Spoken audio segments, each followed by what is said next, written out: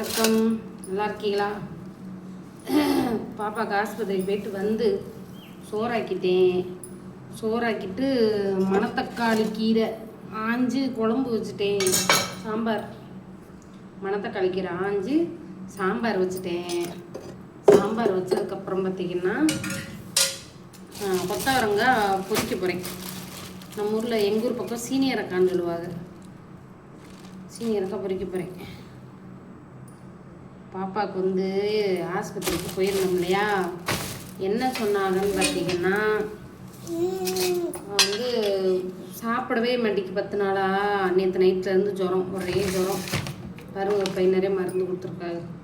பார்க்க பை நிறையா இருக்குது, ஆனால் 3 மருந்து தான். மோசன் போனால் தான் சாப்பிடுமா, அதனால் அது சரியாக போகலை. அதுக்கான மருந்து இது 1 வாரம் கொடுக்க சொல்லியிருக்காங்க, காலையிலையும் நைட்டும். அதுக்கப்புறம் தேவைப்பட்டால் கொடுக்க சொல்லியிருக்காங்க. இது வந்து ஜுரடானிக்க நைட்லேருந்து ஒரே ஜுரம், இன்னும் விடலை. இப்போ தான் கொஞ்சம் நேரம் தூங்குச்சு. இது வந்து ஆரஞ்சு மைசைன். இது வந்து எதுக்குன்னா தெம்பு டானிக்கன்னு சொன்னாங்க. பசி தூண்டுறதுக்கான். காலை ஒருவேளை 1 மாதம் கொடுக்க சொல்லியிருக்காங்க. ஏதோ சத்து டானிக்கு மாதிரி பசி எடுக்கிறதுக்காக. அவனால தான் முடியல, இல்லைம்மா ரெஸ்ட் எடு. 3 டானிக்கு தான் கொடுத்துருக்காங்க. சளி இருமல் இருக்குது, அதுக்கு கொடுக்க காணோம். கேட்கலைன்னா மறுபடியும் வாங்கன்றிருக்காங்க. இதுக்கு 1500 ரூபா போட்டாங்க பில்லு. டாக்டர் ஃபீஸு அது இதுன்ட்டு 1250 ரூபாயோ என்னமோ. நான் இப்போ வந்து முன்னாடியெல்லாம் பிள்ளைகளுக்கு 100 ரூபா டாக்டர்கிட்ட தான் போவோம். ஃபீஸ் 100 ரூபா, மருந்து மாத்திரை 100 ரூபா இல்லை ஃபீஸு. நான் வரும்போது 100 ரூபா இருந்துச்சு, அப்புறம் 200 ரூபா ஆக்குனாங்க. அப்புறம் வந்து மாத்திரை மருந்து அவர் ஒரு 200 ரூபாய்க்கு, மொத்தம் 500 ரூபா எங்கள் வீட்டுக்காரருக்கு போவார். நான் யூடியூப்பில் வந்ததுக்கப்புறம் இப்போ சொல்லி கொடுத்தேன் பார்த்தீங்களா, சொல்லி கொடுக்க ஆரம்பித்ததுக்கப்புறம் வாட்டி பாப்பாவை இங்கே கூப்பிட்டு போயிருக்கேன். அதுக்கு முன்னாடி கூப்பிட்டு போயிருக்கோம். நம்ம எப்பயும் போகிற ஆஸ்பத்திரி தான். பாப்பா பிறந்ததுக்கப்புறம் பாப்பாவுக்கு மட்டும்தான் இங்கே காமிச்சிருக்கோம். கும்பகோணத்தில் குழந்தைங்க டாக்டர்னு தனியாகவே இருக்கார். சரி, இந்த பொம்பளை பிள்ளை இதையாக கொஞ்சம் நல்லா கவனிச்சு விடுவோம். அப்போல்லாம் என் மகனும் 2 மையங்களுக்கு நான் சம்பாதிக்கவே இல்லை, யூடியூப்பும் ஆரம்பிக்கலை, சொல்லித்தரவும் இல்லைல்ல. அதனால அவங்க 2 பேருமே சும்மா கிளினிக்கில் வச்சு பார்ப்போம். இது கொஞ்சம் ஒரு சின்ன ஹாஸ்பிட்டல் மாதிரி, குழந்தைங்க ஹாஸ்பிட்டல் மாதிரி. ஜிஹெச்சுக்கே தாங்க கூப்பிட்டு போவோம். நாங்களாம் ஜிஹெச்சு தாங்க போவோம். நான்லாம் என்றைக்கு ப்ரைவேட்டுக்கு போகணும், எனக்கு முக்கால்வாசி ஜிஹெச்சுக்கு தான் போவோம். அங்கே போனால் எப்பயும் ஒரே டானிக்க ஒரே மாத்திரை தான், வேறு மாற்றியே கொடுக்க மாட்டாங்க. அதுவும் ஒரு நேரம் தேவையாகும், ஒரு நேரம் தேவையாகலைன்னா மெடிக்கலில் போய் 30 ரூபாய்க்கு 40 ரூபாய்க்கு மாத்திரை வாங்கி போட்டால் தேவையாயிரும். ஆஸ்பத்திரிக்குன்னு ரொம்பலாம் போக மாட்டேன். சுகப்பிரசவமே எனக்கு ஜிஹெச் தான். 3மே எனக்கு சுகப்பிரசவம் ஜிஹெச் தான். இங்கே கூட வாழைப்பழம் தானே கொடுத்தேன், நீ தோல் எடுத்து தின்னுக்கிட்டு இருக்க. இங்கே கொடு, சாம்பார் வச்சுருக்கேன், சாப்பாடு ஊட்டி விட்றேன், சரியா? சாப்பிடக்கூடாது இதெல்லாம். ஆள் இப்போத்தே எந்திரிச்சு நின்றுருக்கு. காலையில் ஒரே வாந்திங்க, குடிச்ச பாலெல்லாம் வாந்தி. போய் ஜுரம் அடிக்குது, போய் படுக்க வேண்டியதானே. இங்கே வந்து என்ன பார்க்குற, பாப்பா பழைய விடியும் பாருங்க, இப்பயும் பாருங்க அந்த பிள்ளை எப்படி இருக்குன்ட்டு துரும்பா இழைச்சி போச்சு. எங்கம்மா போகிற? பூரா போறாம கந்திருஷ்டி. இதுதாங்க பொறாமையே, நிறைய பொறாமை. ஒரு யூடியூபருக்கு இன்னொரு யூடியூபர் பார்த்து பொறாமை, அவ்வளோ பொறாமை. நம்ம கஷ்டப்பட்டு கர்மாயப்பட்டு நம்ம எவ்வளவு கஷ்டப்படுறோம் நமக்குத்தான் தெரியும்.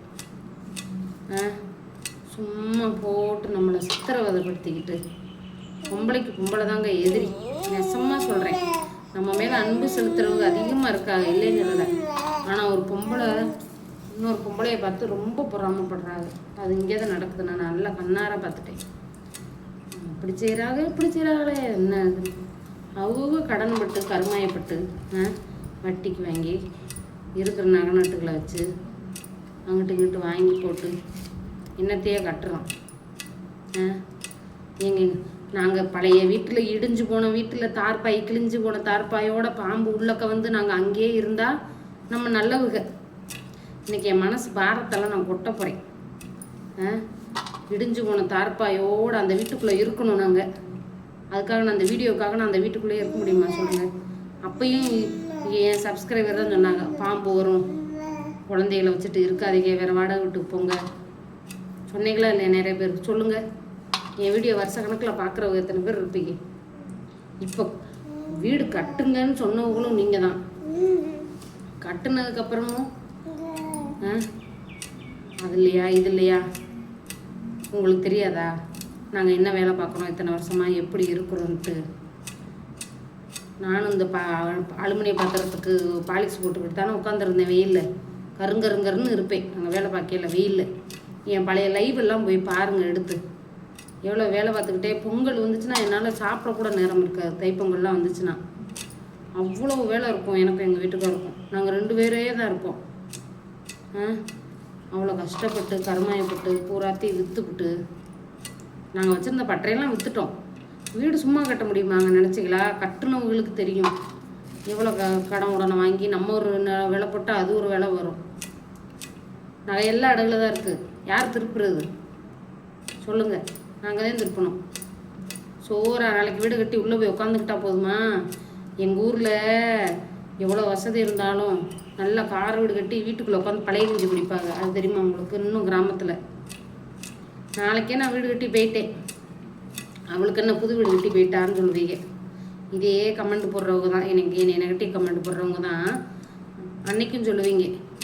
இதே மாதிரி உனக்கு என்னத்தா நீ வீடு கட்டி யூடியூப்பில் வாங்கி வீடு கட்டி போயிட்டேன்னு சொல்லுவீங்க. நாங்கள் நகையை வச்சு பூராத்தையும் அடகு வச்சுருக்கு. நாங்கள் எங்களுக்கு தொழிலுக்கு மூல காரணமாக இருந்த பட்டறையை பூரா விற்றாச்சு. நாளைக்கே நாங்கள் நகையெல்லாம் திருப்பணுன்னா 5-6 லட்ச ரூபாய்க்கு நகை இருக்குது. அதுவும் கடன் தானே. 6 லட்ச ரூபாய்க்கு கடை இருக்குது. யார் திருப்புறது? வட்டிக்கு வாங்கி வச்சுருக்கு, அதை யார் திருப்புறது? இன்னும் நாங்கள் உழைக்கணும். இன்னும் 20 வருஷம் நாங்கள் உழைச்சிக்கிட்டு தான் இருக்கணும். உழைச்சாத்தே எல்லாத்தையும் திருப்ப முடியும். தயவு செஞ்சு அவங்களுக்கு என்ன யூடியூப் சம்பளம் வருதுன்னுலாம் சொல்லாதீங்க, நினைக்காதீங்க. யூடியூப்பில் இருக்கிறவங்களுக்கு தான் தெரியும் சம்பளம் எப்போ வரும், எப்படி வரும். 1K இப்போ நீங்கள் பார்க்குறீங்கல்ல வீடியோ, இந்த வீடியோ 1K 1000 பேர் பார்த்தாங்கன்னா 1Kனா 1000 பேர் பார்த்தா நம்ம ஒரு காசுக்கு 30 ரூபா தருவான். வெறும் 30 ரூபா. இந்த 30 ரூபாய்க்கு யூடியூப்பில் பிச்சை எடுத்து கட்டுறீங்களா? அடுத்தவங்கிட்ட கையேந்தி கட்டுறீங்களா? என்னென்ன கேள்வி கேட்குறாங்க தெரியுமா? அவங்க மனசுக்குள்ளே அவ்வளோ கஷ்டங்கள் வலிகள் இருக்குது. 3 பிள்ளைகளை பார்க்குறது எவ்வளோ எனக்கு மைண்டு எவ்வளோ ப்ரெஷராக இருக்குன்னு தெரியுமா உங்களுக்கு? ஒரு பிள்ளைக்கு உடம்பு சரியில்லாமல் போனால் ஒரு பிள்ளை நல்லாயிருக்கும். அந்த பிள்ளைக்கு சரியானா இன்னொரு பிள்ளைக்கு உடம்பு முடியாமல் போகும். ரவைக்கும் பகலைக்கும் தூங்காமல் சொல்லி கொடுத்துக்கிட்டு 10:45 11 மணி ஆயிடுது நான் தூங்குறதுக்கு. அப்படியே 2 மண்டையும் விண்ணுன்னு வலிக்குது. காலையில் 5:30 மணிக்கு 6 மணிக்கு எந்திரிச்சாலும் நேரம் சரியாக போயிடுது. அவ்வளோ பிரச்சனைகள் இருக்குது. ஈஸியாக சொல்கிறீங்க உனக்கு என்ன அப்படின்ட்டு. அப்படியே நான் பிச்சை எடுத்துக்கிட்டேன்னா நான் தானேங்க பிச்சை எடுக்கிறேன். எனக்கு உதவி செஞ்சால் தான் இல்லைன்னு சொல்லலை, பிச்சை எடுத்து தான் கட்டுறேன் போங்க. எங்கள் அம்மா சொல்லிக் கொடுக்கும் எனக்கு 3 மந்திரம் தான். பொய் சொல்லாத, திருடாத, தப்பான வழியில் போகாத. அது இல்லாமல் பிச்சை எடுக்கிறது ஒன்றும் கேவலமாக எனக்கு தெரியல. நான் உங்ககிட்ட கேட்கல, அவங்களாம் கொடுத்தாங்க. அது ஒரு 10 சிமெண்ட் மூட்டை வாங்குறதுனா அது என்ன விலையாக இருக்கும் நீங்களே பார்த்துக்கோங்க. அதுக்கு அம்மா பேச்சு. அடுத்தவங்க மனசு கஷ்டப்படுமேன்னு தெரிஞ்சால் ஏன் கமெண்ட் போடுறாங்க? நல்ல நாயாக இருந்தால் அந்த கமெண்ட் போடாது. நல்ல ஜென்மமாக இருந்தால் அப்படி கமெண்ட் போடுமா? நான் இப்படி பேசி எனக்காவது பார்த்துருக்கீங்களா? எனக்கு மனசு அவ்வளோ ஆதங்கம். எங்கள் வீட்டுக்காரர் சொல்கிறாரு, நான் கடன் உடனே வாங்கி நான் வட்டிக்கு வாங்கி என் முதல்ல பூரா விற்றுப்புட்டு நான் வீடு கட்டுனா யூடியூப்பில் சம்பளம் வாங்கி கட்டுனியான்னு என்னை கேட்குறாங்க வெளியே. எனக்கு எவ்வளோ கஷ்டமாக இருக்குங்கிறாரு. 3 மாதத்துக்கு ஒரு வாட்டி 10,000 ரூபா வருது. இந்த 10,000 ரூபாயில் என்ன வீடு கட்ட முடியும் சொல்லுங்கள்? ஒரு நாளைக்கு கொத்தனார் சம்பளம் கொடுக்க முடியுமா? மனசு அவ்வளோ வேதனையாக இருக்குங்க எனக்கு. நானும் சரி யூடியூப்பில் கோவமாக பேசக்கூடாது, பொறுமையாக போகும் பார்த்தா அந்த திருட்டு கம்னாட்டி, எந்த கம்னாட்டி கமெண்ட், இந்த நெகட்டிவ் கமெண்ட் போட்ட கம்னாட்டி எனக்கு தெரியும் யாருன்ட்டு. அதான் நான் யூடியூப்பில் நான் வளர்ந்து வர்றது பொறாமை. பொறாமை பிடிச்சா நீங்களும் உழைங்க, உங்கள் அறிவை யூஸ் பண்ணுங்க, நீங்களும் சொல்லிக் கொடுங்க, நீங்களும் நல்லா வீடியோ போடுங்க. யார் உங்களை வேணாங்கன்னா? நான் கோவப்பட்டு பார்த்துருக்க மாட்டேயே. எங்கள் வீட்டுக்காரர் மட்டும்தான் நான் கோவப்பட்டு பார்த்துருப்பார். ஏன்னா அவர் ஒரு ஆளுக்கு தான் கோவப்படுவேன், வேறு யார்ட்டையும் கோவப்பட மாட்டேன். என்னங்க செய்ய, 4 பேர் அனுசரித்து போனால் தான், நம்மளும் 3 புள்ள ஊட்டி வச்சுருக்கோமே அப்படி பண்ணிட்டு அவ்வளோ மனசில் வச்சுக்கிட்டு அமைதியாக போனால் பொறுத்தது போதும் சங்கரி பொங்கி இன்னைக்கு எந்திரிச்சிட்டேன் பார்த்துக்குங்க. தயவு செஞ்சு இந்த மாதிரி யாருக்கும் கமெண்ட் போடாதீங்க. போட்டு நீங்கள் கமெண்ட் போட்டு போயிடுறீங்க. எங்கள் வீட்டில் உள்ளவங்கள்ட்ட யார் திட்டு வாங்க முடியாது. சொல்லுங்கள். இன்னைக்கு நான் 10 லட்ச ரூபா கடன் ஆகி உட்காந்துருக்கேன். இன்னும் இப்போ தான் ஒட்டி இருக்குது, காங்கிரீட் போட்டிருக்கு. இன்னும் மேலே செவரு கட்டி இன்னும் மேலே பூசணும். அதுக்கு லோன் வாங்க, மேலே வீடு கட்டினாலும் கட்டுவோம் எழுதி.